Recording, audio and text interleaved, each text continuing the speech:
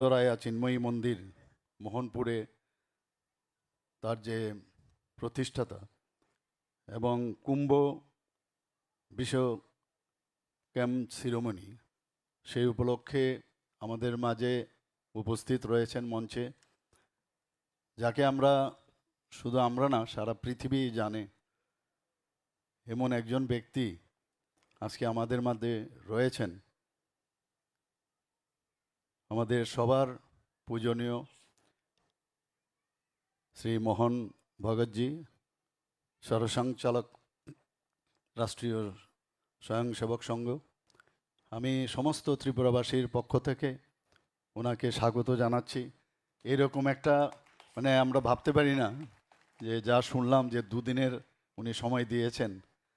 স্বামীজি যখন ওনাকে ইনভাইট করলেন তো ওনার সান্নিধ্যে আমরা আসতে পেরে আমরা শুধু আমি না, এখানে যারা উপস্থিত আছেন মঞ্চে এবং মঞ্চের নিচে সবাই দে আর ভেরি হ্যাপি, এতটুকু আমি বলতে পারি। এখানে উপস্থিত আছেন আমাদের ত্রিপুরা সরকারের মাননীয় honourable governor of Tripura Shri Indrasena Reddy নাল্লুজি। এখানে উপস্থিত আমাদের এই ত্রিপুরার, যাকে আমরা বলতে পারি যে অ্যাম্বাসেডার অফ ত্রিপুরা বলা যায়।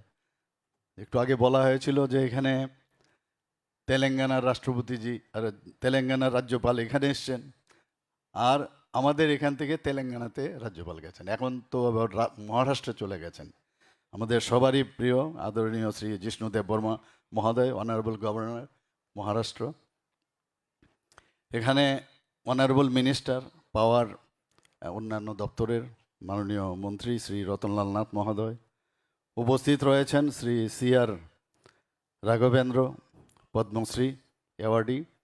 এখানে উপস্থিত রয়েছেন স্বামী মিত্রানন্দজি, আচার্য চিন্ময় মিশন চেন্নাই, স্বামী বিজ্ঞানন্দ, বিশ্ব হিন্দু পরিষদ, এবং যিনি একটু আগে এত সুন্দরভাবে আমাদের সামনে বক্তব্য রাখলেন আমাদের রাজমাতা শ্রীমতী বিবেকুমারী দেবী। এবং উনি একটু আগে বলছিলেন ঘরে যে আমি পলিটিশিয়ান না, কিন্তু উনি এক্স মিনিস্টারও ছিলেন ত্রিপুরা সরকারের। আমাদের মাঝে উপস্থিত আছেন অফ দ্য ডায়াস ডিগনিটারিজ, বিশিষ্ট ডিগনিটারিজ এবং delegates from across the India, trustee members এবং মাই ডিয়ার মিডিয়া ফ্রেন্ডস। এখানে উপস্থিত আছেন শ্রী অমিত রক্ষিত, প্রেসিডেন্ট চিন্ময় মিশন, শ্রী কেশবলাল রায়, জেনারেল সেক্রেটারি চিন্ময় মিশন ত্রিপুরা, এবং অন্যান্য যারা বিশিষ্ট ব্যক্তিরা আমার সামনে এখানে উপস্থিত আছেন। সবাইকে এইরকম একটা অনুষ্ঠানে এত সকালবেলা ঘুম থেকে উঠে আসা ইজ ভেরি ডিফিকাল্ট, কিন্তু আমি দেখলাম এত সকালে উঠার পর কত কাজ, মনে হয় সময়ই যাচ্ছে না, কাজে সকালে উঠাটা খুব প্রয়োজন। আর এরকম মহান ব্যক্তিদের পাশে থাকলে, সাথে থাকলে আমাদের অনেক কিছু শেখার আছে। এগুলোই আছে আমাদের আসলে জীবন দর্শন, আমরা ভুলে যাই এগুলো। আমরা ঘুম থেকে উঠি 8টা-9টার আগে, কম না। তো আজকে সকালে উঠার পর আমি দেখছি ঘড়ির কাঁটা অনেকটা শেষই হচ্ছে না, মনে হয় আরও সময় আছে, অফুরন্ত সময় আছে। আজকে আমি চিন্ময় মিশন ত্রিপুরার পক্ষ থেকে এখানে আমাকে যে স্নেহ বোর্ডে আমন্ত্রণ জানানো হয়েছে, আমি তার জন্য আন্তরিকভাবে কৃতজ্ঞতা প্রকাশ করছি। এবং এই শুভ দিনে আমাদের আদি শঙ্করাচার্যজির জয়ন্তীর পবিত্র তিথি, সেটা বলা হয়েছে, আমি একটু বাংলাতে বলছি, ইংলিশে এখানে বলেছেন। এবং মন্দির প্রতিষ্ঠা ও কুম্ভাভিষেকের এই মহৎ যে উদ্যোগ, এটা সত্যিই ত্রিপুরার জন্য তো বটেই, সারা ভারতবর্ষের জন্য, নর্থ ইস্টার্ন জোনের জন্য একটা বিশেষ তাৎপর্য বিষয়। সমস্ত লোক এখন এখানে কিন্তু আসবে, দেখতে আসবে। এবং এটা কিন্তু একটা পূজাস্থল না যে আমি পুজো করতে এলাম, এরকম না। এটা আধ্যাত্মিকতার একটা বিষয় এখানে থাকে, শিক্ষা এবং মানব সেবার আমার মনে হয় একটা উজ্জ্বল একটা কেন্দ্র, একটা সেন্টার অফ এক্সিলেন্স এটা হবে। এবং আমার কাছে যা রিপোর্ট দেওয়া হয়েছে এর মধ্যে বলা হয়েছে এই মন্দিরটি মা ত্রিপুরা সুন্দরীর উদ্দেশ্যে নিবেদিত। আমরা জানি 51 শক্তিপীঠের এক শক্তিপীঠ হচ্ছে মা ত্রিপুরা সুন্দরী। আমরা যেখানে যাই মা ত্রিপুরেশ্বরীকে স্মরণ করে তারপরেই যে কোনো কাজে তারপর কিন্তু আমরা বেরোই বা যাই, যেখানে যাই, এবং সেখানে গিয়ে বলিও মা ত্রিপুরা সুন্দরী থেকে আশীর্বাদ নিয়ে আসছে আপনাদের জন্য, আপনারা যে কাজটা করার জন্য আপনারা আজকে আমাকে ডেকেছেন, এইভাবে আমি সব জায়গায় কিন্তু বলি। এবং এরকম একটা ওপেন ফিল্ডে আমি আমার মতে আমি আর কখনো এরকম দেখতে পারি না, বিশেষ করে ত্রিপুরায়। এখানে পদ্ম ফুলের পাপড়ির আকারে এটা তৈরি করা হয়েছে এবং এতে করে পবিত্রতা এবং আমার মনে হয় একটা ঐশ্বর্যের একটা প্রতীক। আমি এখানে আগেও এসেছিলাম যখন এটা ফাউন্ডেশন লে হয়, আমি নিজে এখানে এসেছিলাম, and that was on 27 June 2025। 1 বছরও হয়নি, এর মধ্যে কিন্তু এই মন্দির প্রতিষ্ঠিত হয়ে গেল। সত্যি এটা একটা বিশেষ, এবং এখানে আমরা দেখলাম যাদেরকে এখানে আজকে ফেলিসিটেশন দেওয়া হয়েছে, এই যে সবাই মিলে একটা, সবাই যখন একসাথে ইউনাইটেডলি কোনো কাজ করে, যে সময়ের আগেও কিন্তু কাজ সমাপ্ত করা যায়। আমি ওনাদেরকেও আমি কনগ্রেচুলেশন জানাবো। আর আমাদের এরকম একজন মহান ব্যক্তির হাত থেকে আপনারা আজকে ফেলিসিটেশন পেয়েছেন, এটা একটা ভাগ্যেরও বিষয় আমার মনে হয়। আমার কাছে যা রেকর্ড আছে, এই মন্দির কেন্দ্র স্থাপিত হয়েছে প্রায় 15 ফুট উচ্চতার এক বিশাল একখণ্ড, একটাই স্টোন পাথরের মূর্তি, যা ভক্তদের দেখলেই মনে হবে একটা গভীর ভক্তি, একটা আধ্যাত্মিক ফিলিংস এবং শ্রদ্ধার যে অনুভূতি, সেটা কিন্তু জাগিয়ে তুলবে। এখানে পূর্ববর্তী বক্তা বলেছেন, আমি আমার বাংলাতেই আমি বলছি, যে 27টি একখণ্ড গ্রানাইট স্তম্ভ এখানে দেওয়া আছে, লাগা আছে। প্রতিটি স্তম্ভে খোদাই করা হয়েছে শ্রী আদি শঙ্করাচার্যের রচিত অমর সৌন্দর্য লোহরীর শ্লোক সমূহ। কাজে এগুলো আমরা পড়তে পারি, আমরা যখনই আসবো এগুলো কিন্তু সময় নিয়ে, আমার মনে হয় এক একটা পাথরে আসলাম ঘুরে চলে গেলাম এরকম না, কারণ বহু জ্ঞানের শেষ নেই। জ্ঞান যত বেশি বৃদ্ধি হবে তত বেশি মানুষ সমৃদ্ধ হবে। তো এগুলো সব মানুষেরই পড়া উচিত, সময় নিয়ে আসা উচিত। আমিও আসবো, আপনারা সবাই আসবেন। এবং শুধু তাই নয়, এই প্রতিটি স্তম্ভে যোগ পুরুষ গুরুদেব স্বামী চিন্ময়ানন্দ সরস্বতীর যে 108টি নাম এবং তার অনুপ্রেরণামূলক যে বাণী, ইন্সপিরেশন। আমরা সবসময় ইন্সপায়ার্ড যতক্ষণ ধরে না হই, কোনো জিনিস কাজ করা যায় না। তো এভরিবডি শুড বি ইন্সপায়ার্ড। এবং এই বাণীগুলো যখন আমরা পড়ব, তখন কিন্তু আমাদের মধ্যে যখন ডেভিয়েট হয় আমাদের মাইন্ডসেট, সেটার থেকে আমরা ঠিক জায়গায় কিন্তু আমরা চলে আসব, দ্যাট আই ফিল। এই স্তম্ভগুলোতে আরও চিত্রিত রয়েছে নক্ষত্রসমূহ, যা এই বিষয়ে কথা হয়েছে, যা প্রত্যেক সাধককে নিজের জন্ম নক্ষত্র ও মহাজাগতিক সংযোগ সম্পর্কে ভাবতে উদ্বুদ্ধ করবে। ভক্তদের উৎসাহিত করা হয়, তাদের নিজ নিজ নক্ষত্র অনুযায়ী একটি পবিত্র বৃক্ষরোপণও করা হবে, যা তারা নিজেদের পছন্দের যে কোনো স্থানে রোপণ করতে পারেন। এবং এই যে রোপণ, যে পের রোপণ করা, তার মধ্যে সৌন্দর্য চিন্ময়ীর উদ্দেশ্যে এক জীবন্ত নিবেদন হিসাবে বিবেচিত হবে। এই মন্দির শুধু পূজার স্থান নয়, আমি একটু আগেও বললাম যে এটি আধ্যাত্মিক চিন্তন, ভক্তি এবং সাংস্কৃতিক একটা অনুপ্রেরণার এক প্রাণবন্ত কেন্দ্র। জ্ঞান, ভক্তি এবং বৈরাগ্যের এক উজ্জ্বল আলোকবর্তিকা হয়ে চিরকাল ভক্তদের মধ্যে প্রদর্শন হবে, এটা আমার বিশ্বাস। ত্রিপুরার এই পবিত্র মাটিতে প্রতিষ্ঠিত এই মন্দির আধ্যাত্মিক আলোর এক দীপশিখা হয়ে ছড়িয়ে পড়ুক, সেটা আমি চাই। ত্রিপুরা তথা সমগ্র দেশের অন্যান্য যারা প্রধান আধ্যাত্মিক কেন্দ্র হিসাবে প্রতিষ্ঠিত হয়েছে, তার মধ্যে এটাও যেন একটা সেইভাবে প্রতিষ্ঠিত হয়, এই কামনাই আমি ঈশ্বরের কাছে করছি। আমরা জানি যে এখানে আমরা যে উদয়পুরের মতো ত্রিপুরের সুন্দরী মন্দির, কসবা কালীবাড়ি, চতুর্দশ দেবতা চণ্ডীবাড়ি, অমরপুরের শান্তিকালী মন্দিরের পাশাপাশি এই নতুন যে মন্দিরটি, এটা আধ্যাত্মিক আরাধনার একটি নিদর্শন হিসাবে আমাদের কাছে আত্মপ্রকাশ করছে।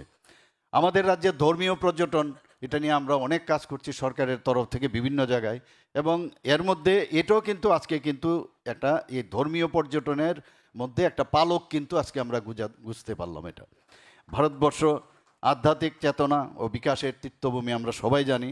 এত বড় যারা লিজেন্ড ব্যক্তিরা এখানে বসে আছেন, আমার এসব বেশি বেশি কিছু বললে মনে হবে আমাকে নিজেই মনে হয় যে একটু ঠিকভাবে আমি কমফোর্ট ফিল করছি না, তবু আমার বলতে হবে। এর জন্য বলছি যে ভারতবর্ষ আধ্যাত্মিক চেতনা ও বিকাশের তীর্থভূমি। আমরা সবাই জানি যুগে যুগে আমাদের দেশে এত মহাপুরুষ আমাদের জ্ঞান ও চেতনার বিকাশ ঘটিয়েছেন। ধর্মের গভীরতম সত্যকে তারা নানাভাবে ব্যাখ্যা করেছেন। এই সনাতন যে ঐতিহ্য আমাদের জীবন প্রয়োগ করা অবশ্যই।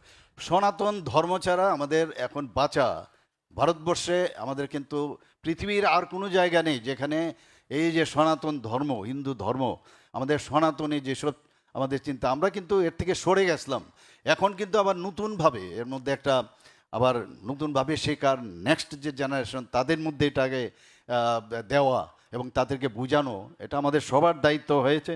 এবং তাতে করে এই ঐতিহ্যকে এই যে ব্যাট আমরা যখন ওই দৌড়ই যে ব্যাটন, নেক্সট ব্যাটন যারা আমাদের নেক্সট জেনারেশন তাদেরকে আমরা যদি দিয়ে যেতে পারি, তাহলে আমাদের যে ভারতবর্ষ একটা শ্রেষ্ঠ দেশ হবে সেটা আমি নিশ্চিত। দেশ বিদেশের বিভিন্ন প্রান্ত থেকে এখানে পুণ্যার্থীরা আসবেন, তীর্থযাত্রীরা আসবেন। আমি অত্যন্ত আনন্দিত যে চিন্ময়া হরিহরা প্রতিষ্ঠানটি এখানে সম্পূর্ণ বিনামূল্যে শিক্ষার সামাজিক যারা ডিপ্রাইভ গ্রুপ তাদের শিশুদের, আমি যখন এখানে ফাউন্ডেশন লে করার সময় এসেছিলাম, যে শিশুদের ভবিষ্যৎ গড়ে তোলার যে কাজটা উনি করছেন, ওনার সত্যিকারের একজন আমি বলবো ভবিষ্যতের কারিগর। এবং যত শুনি ওনাদের সম্পর্কে আমি ততই মানে অবাক হয়ে যায় যে মানুষ ইচ্ছে করলে কত কিছু করতে পারে। ইতিমধ্যে 100 জন ছাত্রছাত্রী এখানে শিক্ষা লাভ করছে এবং সেবামূলক কাজ আমাদের সমাজকে আরও শক্তিশালী ও মানবিক করে তুলবে। আমি আবার আজকের এই অনুষ্ঠানে উপস্থিত রয়েছেন পরম শ্রদ্ধেয় সরসংঘ চালক রাষ্ট্রীয় স্বয়ংসেবক সংঘের শ্রী মোহন ভাগবতজি মহাশয়, এবং ওনার উপস্থিতিতে এই অনুষ্ঠানের যে গৌরব আর মনে হয় একটা আলাদা একটা মানে এখানে গৌরব বৃদ্ধি হয়েছে।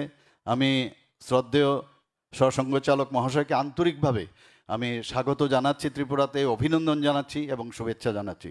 চিন্ময় মিশনের এই উদ্যোগ এটা কিন্তু প্রমাণ করে যে আধ্যাত্মিকতা এবং সমাজসেবা একসাথে চলতে পারে, চলা উচিত। আমি মনে করি, আমি আশা করি এই মন্দির ও শিক্ষা প্রতিষ্ঠান আগামী দিনেও আরও বহু মানুষের এর থেকে শিক্ষা নেওয়া যায়, যে আমরাও করতে পারি, অন্যরাও কিন্তু এর থেকে ইন্সপায়ার্ড হয়ে অন্য কিছু করার চেষ্টা করবে, মানুষের জন্য কিছু করা।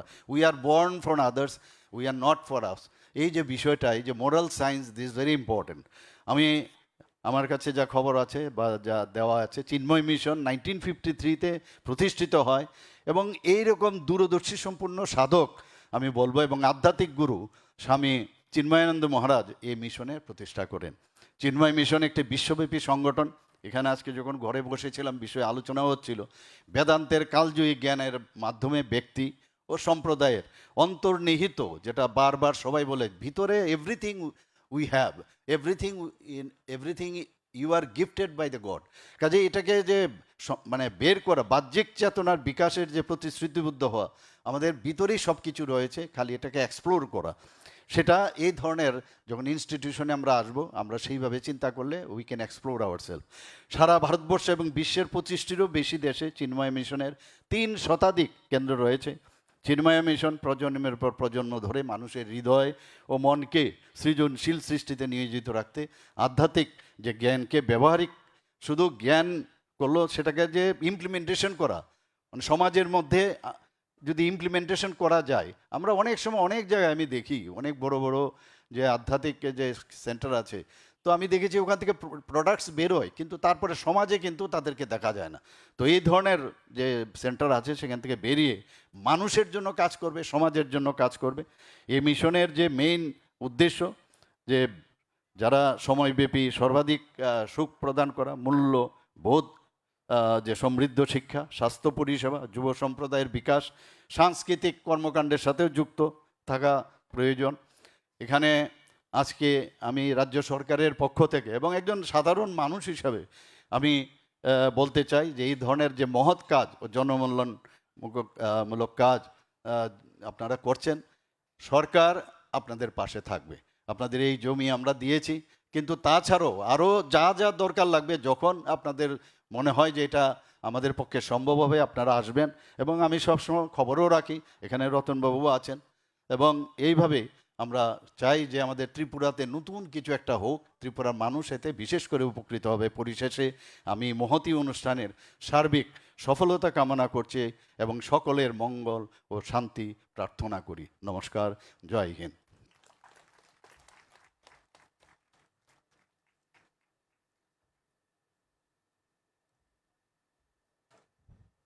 Thank you.